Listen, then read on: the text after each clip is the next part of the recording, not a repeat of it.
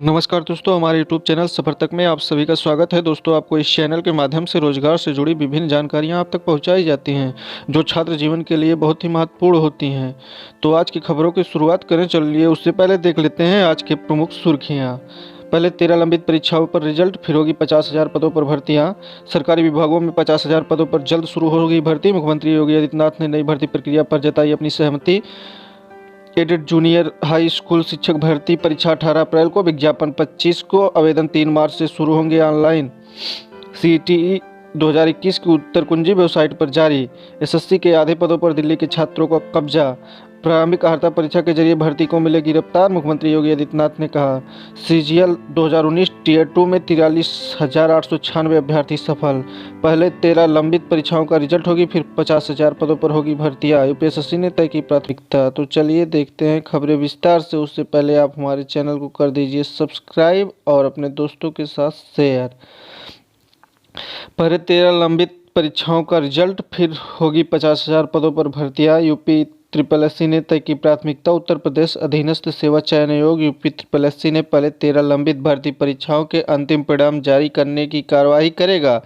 इसके बाद ही करीब 50,000 पद जो रिक्त हैं उनकी भर्ती प्रक्रिया करने की तैयारी है। फिलहाल विभागों में आ रहे भर्ती प्रस्तावों की खामियां दुरुस्त कराने की कार्यवाही की जा रही है। मुख्यमंत्री योगी आदित्यनाथ के स्तर से आयोग की नई भर्ती प्रक्रिया पर सहमति देने के बाद आयोग ने अपनी प्राथमिकता साझा की है। राज्य सरकार के प्रवक्ता के मुताबिक आयोग जल्दी ही रिक्त पदों को भरने के लिए द्विस्तरीय परीक्षा प्रणाली के तहत प्रारंभिक अर्हता परीक्षा पीईटी कराएगा। इसके पहले वर्ष 2020 के पूर्व से लंबित 13 परीक्षाओं के अंतिम परिणाम अगले 2 माह में जारी करने की योजना है।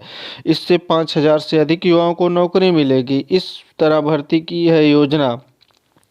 नए भर्ती प्रस्ताव से जुड़े पदों पर भर्ती द्विस्तरीय परीक्षा प्रणाली के आधार पर होगी। पहले पिट का आयोजन कर इसका परिणाम परसेंटाइल के आधार पर जारी किया जाएगा। इसमें सफल अभ्यर्थियों को मुख्य परीक्षा के लिए बुलाया जाएगा। स्नातक, प्रोफेशनल कोर्सेज और इंटरमीडिएट समेत तकनीकी योग्यता वाले पदों पर ग्रुप के हिसाब से आवेदन मांगने की योजना है। इसके लिए आयोग विभागों से आए भर्ती प्रस्ताव को योग्यता के आधार पर अलग अलग करेगा। तो चलिए देखते हैं प्रमुख विभागों की रिक्तियां, किस किस विभाग में कितनी रिक्तियां हैं। परिवार कल्याण विभाग एवं महिला स्वास्थ्य कार्यकर्ता में 9,212 पद रिक्त हैं। राजस्व लेखपाल के 7,882 पद रिक्त हैं। कृषि प्राविधिक सहायक के लिए 1,817 पद, जबकि राजस्व परिषद में कनिष्ठ सहायक के लिए 1,137 पद। आंतरिक लेखा एवं लेखा परीक्षक सहायक लेखाकार 1,068 पद। गन्ना एवं चीनी विभाग में गन्ना पर्यवेक्षक के लिए 874 पद हैं। चिकित्सा एवं स्वास्थ्य सेवा विभाग में प्रयोगशाला प्राविधिक 700 पद। वन विभाग में वन रक्षक के 694 पद। प्रशिक्षण एवं सेवा योजना विभाग में अनुदेशक के 622 पद, जबकि चिकित्सा एवं स्वास्थ्य विभाग में एक्सरे प्रविधिक के 456 पद। चलिए देखते हैं अगले खबर की ओर। सरकारी विभागों में 50,000 पदों पर जल्द शुरू होगी भर्ती। मुख्यमंत्री योगी आदित्यनाथ ने नई भर्ती प्रक्रिया पर जताई अपनी सहमति। तो विस्तार से देख लेते हैं इसकी खबर। प्रदेश में सरकारी विभागों में रिक्त करीब 50,000 पदों पर जल्दी ही भर्ती प्रक्रिया शुरू होगी। मुख्यमंत्री योगी आदित्यनाथ ने रिक्त पदों को भरने के लिए उत्तर प्रदेश अधीनस्थ सेवा चयन आयोग की नई भर्ती प्रक्रिया पर अपनी सहमति जता दी है, जिसके तहत अब जल्दी ही आयोग इन पदों को भरने के लिए द्विस्तरीय परीक्षा प्रणाली के तहत प्रारंभिक परीक्षा पीईटी कराएगा। इसके साथ ही आयोग वर्ष 2020 के पूर्व से लंबित 13 परीक्षाओं के अंतिम परिणाम भी अगले 2 माह में जारी करेगा, जिसके आधार पर 5,000 से अधिक लोगों को सरकारी नौकरी मिलेगी। उसी के बाद आयोग विभिन्न विभागों में रिक्त करीब 50,000 पदों पर भर्ती करने की प्रक्रिया शुरू करेगा। सरकारी विभागों में रिक्त पदों पर भरने के लिए की जा रही कार्यवाही के बाबत उत्तर प्रदेश अधीनस्थ सेवा चयन आयोग के अधिकारियों का कहना है कि रिक्त पदों को भरने के लिए आयोग की योजना तैयार हो गई है। प्रदेश सरकार को इस संबंध में जानकारी दी गई है। रिक्त पदों की पारदर्शी तरीके से भरने के लिए मुख्यमंत्री योगी आदित्यनाथ ने कई निर्देश दिए हैं, जिसके तहत आयोग ने विभिन्न विभागों के रिक्त पदों पर भर्ती के लिए पारदर्शी और निष्पक्ष परीक्षा प्रणाली तैयार कर उसका प्रोजेक्शन बीते दिनों मुख्यमंत्री के समक्ष पेश किया था। उसके बाद अब आयोग ने सरकारी विभागों के रिक्त पदों को भरने के लिए आयोग द्विस्तरीय परीक्षा प्रणाली के तहत प्रारंभिक परीक्षा पीईटी कराने की तैयारी में है। इन विभागों में कर्मचारियों की नियुक्ति की जाएगी। तो हमने इससे पहले ही बता दिया है, सेम टू सेम लगभग वही दिया है, लेकिन ये दूसरे न्यूज़पेपर की खबर थी तो इसीलिए हमने आप तक पहुंचा दिया है। तो चलिए देखते हैं next news. Aided junior high school शिक्षक भर्ती की परीक्षा 18 अप्रैल को होगा, विज्ञापन। चलिए देखते हैं। प्रदेश के 3049 अशासकीय सहायक प्राप्त एडेड जूनियर हाई स्कूल के लिए शिक्षक भर्ती की लिखित परीक्षा अब 18 अप्रैल की होगी। शासन ने समय सारणी के साथ कई अहम बदलाव किए हैं। प्रधानाध्यापक के 390 व सहायक अध्यापक के 1504 सहित कुल 1894 पदों की परीक्षा अब एक साथ कराई जाएगी। सहायक अध्यापक के लिए एक प्रश्न पत्र, प्रधानाध्यापक पद के लिए अभ्यर्थी को 2 प्रश्न पत्रों का इम्तिहान देना होगा। 2.5 घंटे की परीक्षा में कुल 150 सवाल पूछे जाएंगे। विज्ञापन 25 फरवरी को जारी होगा, जबकि ऑनलाइन आवेदन 3 मार्च से जारी किए जाएंगे। प्रदेश सरकार ने 4 दिसंबर 2019 को उत्तर प्रदेश मान्यता प्राप्त बेसिक शिक्षा जूनियर हाई स्कूल अध्यापक की भर्ती और सेवा शर्तों की 7वें संशोधन को मंजूरी दी थी। विशेष सचिव आरबी सिंह ने भर्ती को संशोधित नियम के साथ समय सारणी भी शुक्रवार को जारी की है। तो चलिए देखते हैं। भाषा, विज्ञान, गणित और सामाजिक विषय पर भी देना होगा विकल्प। दोनों पदों पर चयन के लिए भाषा, विज्ञान, गणित और सामाजिक विषय पर लिखित परीक्षा होगी। अभ्यर्थी को इन 4 विकल्पों में से एक चुनना होगा। भाषा में भी संस्कृत, हिंदी व अंग्रेजी में से किसी एक का चयन करना होगा। दूसरा प्रश्न पत्र सिर्फ प्रधानाध्यापक पद के लिए होगा। शैक्षिक प्रबंधन व प्रशासन से संबंधित 50 प्रश्न का होगा। परीक्षा 1 घंटे की होगी। बीबी भी बन सकेंगे परीक्षा केंद्र। लिखित परीक्षा प्रदेश के सभी मंडल मुख्यालयों पर होगी। इसमें पहली बार विश्वविद्यालय को भी परीक्षा केंद्र बनाया जा सकता है। इसके लिए जिलाधिकारी की सहमति जरूरी होगी। कहीं राज्य की एडेड माध्यमिक, सीबीएसई और आईसीएसई विद्यालयों को परीक्षा केंद्र बनाया जाएगा। ओएमआर पर होंगे बहुविकल्पी प्रश्न। भर्ती परीक्षा में बहुविकल्पी प्रश्न होंगे। इम्तिहान ओएमआर पर कराया जाएगा। दोनों पदों के लिए शिक्षक पात्रता परीक्षा की उच्च स्तर की परीक्षा होगी। प्रधानाध्यापक व सहायक अध्यापक की परीक्षा में प्रश्न पत्र का कठिनाई स्तर स्नातक होगा। चयन निदेशालय स्तर पर होगा। अहम यह है कि दोनों पदों का पहला प्रश्न पत्र एक समान होगा, इसलिए परीक्षा एक साथ कराई जाएगी।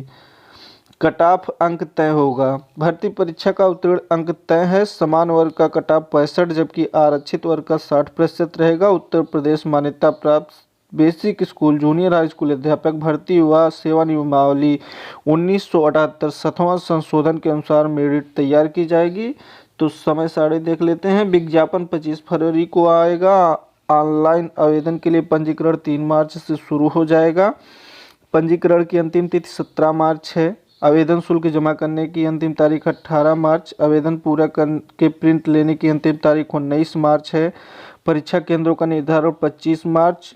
परीक्षा का प्रवेश पत्र 9 अप्रैल को आएगा, जबकि लिखित परीक्षा आपकी 18 अप्रैल की होगी।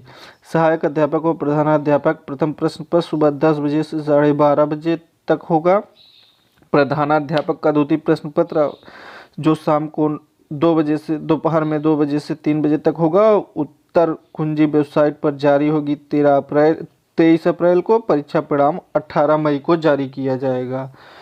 तो दूसरे न्यूज़पेपर की वही है, एडेड जूनियर हाई स्कूल से खबर फिर वही आ रही है, तो इसे भी देख लेते हैं। 1894 पदों पर लिखित परीक्षा 18 अप्रैल को और विज्ञापन 25 को। 3 मार्च को होंगे ऑनलाइन आवेदन। किए गए बड़े बदलाव। प्रदेश के 3049 अशासकीय सहायता प्राप्त जूनियर हाई स्कूलों के लिए शिक्षक भर्ती की लिखित परीक्षा अब 18 अप्रैल को होगी। शासन ने समय सारणी के साथ कई अहम बदलाव किए हैं। प्रधानाध्यापक के 390 व सहायक अध्यापक के 1504 सहित कुल 1894 पदों की परीक्षा अब एक साथ कराई जाएगी। सहायक अध्यापक के लिए एक प्रश्न पत्र व प्रधानाध्यापक पद के लिए अभ्यर्थियों को 2 प्रश्न पत्रों का इम्तिहान देना होगा। 2.5 घंटे की परीक्षा में कुल 150 सवाल पूछे जाएंगे। विज्ञापन 25 फरवरी को जारी होंगे। ऑनलाइन आवेदन 3 मार्च से लिए जाएंगे। प्रदेश सरकार ने 4 दिसंबर 2019 को उत्तर प्रदेश मान्यता प्राप्त बेसिक स्कूल के 7वें संशोधन को मंजूरी दी थी। विशेष सचिव आरबी सिंह ने भर्ती के संशोधित नियम के साथ समय सारणी भी शुक्रवार को जारी की है। देखते हैं। सीजीएल 2019 टीयर 2 में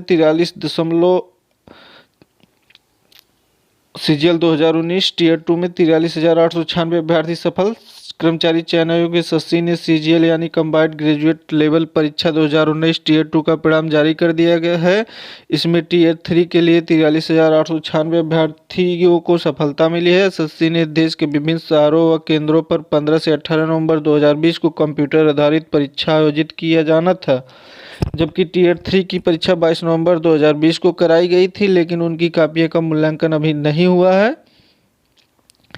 एसएससी हर महीने जारी करेगा महत्वपूर्ण परिणाम। कर्मचारी चयन आयोग फरवरी, मार्च, अप्रैल व जून महीने की महत्वपूर्ण भर्ती परीक्षाओं का परिणाम अब जारी करेगा। कुछ का अंतिम परिणाम जारी हो चुका है। सफल होने वाले अभ्यर्थियों को नियुक्ति प्रक्रिया अविलंब पूरी की जाएगी। हिंदी व कला में 1276 सफल हुए हैं। उत्तर प्रदेश माध्यमिक शिक्षा सेवा चयन आयोग बोर्ड ने प्रशिक्षित स्नातक शिक्षक टीजीटी 2016 हिंदी व कला सिर्फ बालिका वर्ग विषय का अंतिम परिणाम शुक्रवार को जारी कर दिया है। दोनों विषयों में कुल 1276 अभ्यर्थियों का चयन हुआ है, लेकिन मेरिट सूची में कुल रिक्त पदों से अधिक अभ्यर्थी पैनल में रखे गए हैं ताकि चयनित अभ्यर्थी के कार्यभार ग्रहण न करने से उन पदों को आसानी से भरा जा सके। चयन बोर्ड ने एडेड माध्यमिक कॉलेजों के लिए टीजीटी 2016 की लिखित परीक्षा 8 और 9 मार्च 2019 को कराई थी। सीटीईटी 2021 की उत्तर कुंजी वेबसाइट पर जारी कर दी गई है। केंद्रीय शिक्षक पात्रता परीक्षा सीटीईटी 2021 की उत्तर कुंजी आखिरकार जारी हो गई है। केंद्रीय माध्यमिक शिक्षा बोर्ड सीबीएसई की वेबसाइट पर यह 21 फरवरी को शाम 5 बजे तक रहेगी।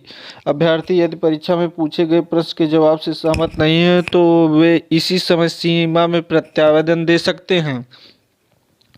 सीबीएसई ने सीटी 2021 की परीक्षा 31 जनवरी को देश भर में कराई थी। ओएमआर आधारित परीक्षा की उत्तर कुंजी पहले इम्तिहान के चंद दिन बाद ही जारी होती रही है, लेकिन इस बार 19 दिन लग गए। सीबीएसई की ओर से कहा गया है कि अभ्यर्थी यदि प्रश्नों के जवाब से सहमत नहीं है तो वे चुनौती दे सकते हैं।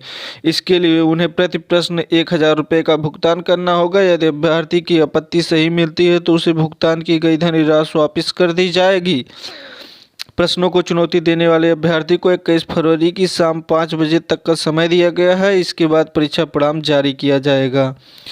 एसएससी के आधे पदों पर दिल्ली के छात्रों का कब्जा। एसएससी के परीक्षाओं में मध्य क्षेत्र के उम्मीदवारों की अधिक दावेदारी के बाद भी कम हुआ चयन। कर्मचारी चयन आयोग एसएससी परीक्षाओं में कम दावेदारी करके उत्तर दिल्ली के परीक्षार्थी चयन के मामले में अव्वल हैं। अधिक दावेदारी के बाद भी यूपी, बिहार, मध्य क्षेत्र के प्रतियोगी चयन के मामले में फिसटी हैं। प्रयागराज में एसएससी मध्य क्षेत्र का मुख्यालय होने और सभी परीक्षाओं का केंद्र होने के कारण यहाँ हजारों की संख्या में प्रतियोगी एसएससी की परीक्षाओं की तैयारी करने के लिए तैयार रहते हैं। दिल्ली क्षेत्र की परीक्षा में 15% भागीदारी है। चयन 82% एसएससी की सीजीएल परीक्षा, जिसमें शामिल होने की न्यूनतम योग्यता स्नातक है। इस परीक्षा में 2012 में दिल्ली क्षेत्र के परीक्षार्थियों का चयन का हिस्सा 56.03%, जबकि यूपी के छात्रों का मात्र 14% चयन हुआ है। 2013 के आंकड़ों की बात करें तो दिल्ली के छात्रों का चयन 55.10% था, तो यूपी, बिहार का मात्र 5% हुआ था। 2014 की बात करें तो दिल्ली 61% अभ्यर्थी चुने गए थे, यूपी, बिहार के मात्र 6% अभ्यर्थी चुने गए थे। वहीं 2015 में दिल्ली के अभ्यर्थी की बात करें तो 55% अभ्यर्थी चुने गए थे, तो यूपी, बिहार से मात्र 6% अभ्यर्थी सफल हुए थे। लगातार 4 वर्ष से दहाई के नीचे सफलता के बाद 2016 में यूपी, बिहार के लगभग 13% छात्रों को सफलता मिली, तो दिल्ली क्षेत्र के अभ्यर्थियों का चयन 56% रहा। 2017 में दिल्ली का चयन 56% रहा, तो यूपी, बिहार का मात्र 11% रहा। प्रयागराज रीजन के परीक्षार्थियों की इतनी बड़ी भागीदारी के बाद भी कम संख्या में चयन आयोग की चयन प्रक्रिया के सवालों को घेरे में खड़ा करता है। दिल्ली में कम परीक्षार्थी होने और अधिक परीक्षा केंद्र होने के कारण ऑनलाइन परीक्षा कम चरण में पूरी हो रही है। एसएससी मध्य क्षेत्र के अधिक परीक्षार्थियों के होने और कम परीक्षा होने के कारण परीक्षा में कम समय भी लग रहा है। ऐसे में परीक्षा के बाद मूल्यांकन में औसत अंक निकालने के चक्कर में मध्य क्षेत्र के परीक्षार्थी कम सफल हो रहे हैं। आयोग को मूल्यांकन की प्रक्रिया में बदलाव करना चाहिए, जिससे छात्रों को किसी भी प्रकार की परेशानी ना हो। प्रारंभिक अर्हता परीक्षा के जरिए भर्तियों को मिलेगी रफ्तार। उत्तर प्रदेश अधीनस्थ सेवा चयन आयोग की ओर से आयोजित की जाने वाली प्रारंभिक अर्हता परीक्षा पीईटी का पाठ्यक्रम और परीक्षा योजना को मुख्यमंत्री योगी आदित्यनाथ की मंजूरी मिलने के बाद आयोग सरकारी विभागों में रिक्त तकरीबन 50,000 पदों पर भर्तियों में तेजी आएगी। आयोग पीईटी के आयोजन की तैयारी कर रहा है। पीईटी के पाठ्यक्रम और परीक्षा योजना से संबंधित शासनादेश का आयोग को शुक्रवार को इंतजार रहा। आयोग के अध्यक्ष प्रवीण कुमार ने कहा कि उन्हें अभी तक यह शासनादेश नहीं मिला है। यह शासनादेश जल्दी जारी होने की संभावना है। द्विस्तरीय परीक्षा प्रणाली के तहत आयोग की अप्रैल के अंत या मई में पीईटी आयोजित करने की योजना है। आयोग वर्ष 2020 के पूर्व से लंबित भर्ती परीक्षाओं का अंतिम परिणाम भी अगले 2 माह में जारी करने की तैयारी में जुटा है। सीजीएल 2019 टियर 2 में 43,896 अभ्यर्थी सफल। कर्मचारी चयन आयोग एसएससी ने सीजीएल यानी कंबाइंड ग्रेजुएट लेवल परीक्षा 2019 टियर 2 का परिणाम जारी कर दिया है।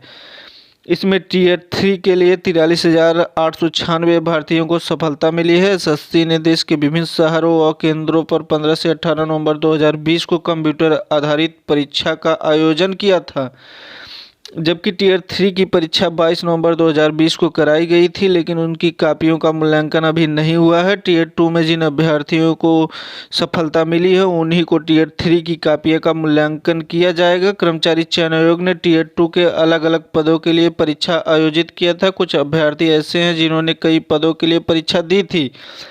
वही कारण है कि हर पद की परीक्षा में सफल होने वाले अभ्यर्थियों की संख्या अधिक है, लेकिन टियर 2 में पदों की एकीकरण करके परिणाम जारी किया गया है। असिस्टेंट ऑडिट ऑफिसर पद के 2,418 अभ्यर्थी सफल हुए हैं। इसमें एससी के 364, एसटी के 196, ओबीसी के 836, समान वर्ग के 596 सहित अन्य वर्ग के अभ्यर्थी भी शामिल हैं।